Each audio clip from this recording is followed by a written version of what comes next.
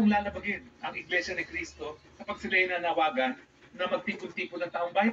Dapat kasi ang pagsabihan mo, Rocky, ng ganyan, yung kasamahan ng Senado, Clemente, kung sila magsasalita. Magandang gabi guys. Ayan tayo magluluto ng ating bawang, sibuyas, kamatis, luya.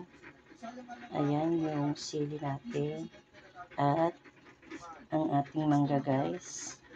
Yan ang pang-asim natin na ilalagay. Pampasarap. Siyempre ang ating tulingan guys. Ayan. At ito naman yung pangalawang gata at unang gata guys. Ayan.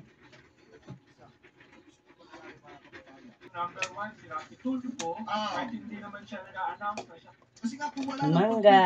mga kababayan, kahit tayo kay Rafi Tulfo, kita niya mga binapatikos natin si Rafi Tulfo, kahit tayo pro-China ito. Ay tatakbo for the presidency, medyo matagal pa yan eh. Mahigit mga 3 at kalahating taon pa. So marami pang pwede mangyari. Pero tama ka, pwede isa yun sa kanilang calculation. Pero taon. At siguro, iba pang mga kadahilanan kung bakit sila galit. Pero ang malinaw, galit sila sa gobyerno, kay Sara at sa mga Duterte. Pero sabihin na apolitical.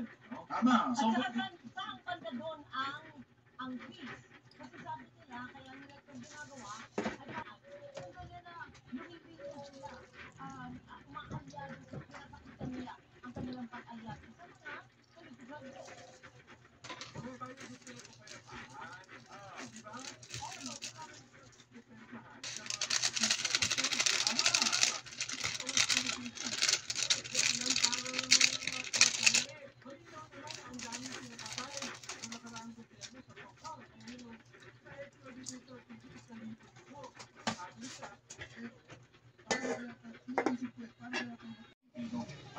Ayan, ito na nga guys.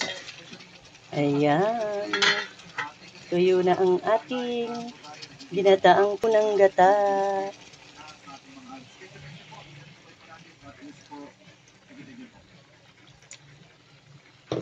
Ayan.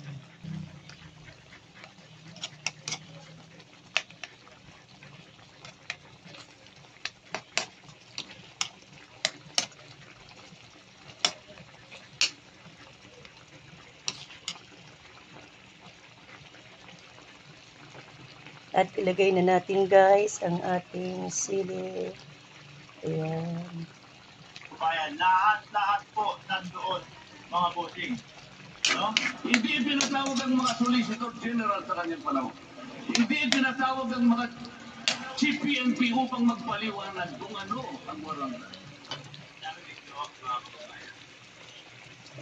Ayan, salamat sa panonood guys. Luto na siya. Thank you for watching.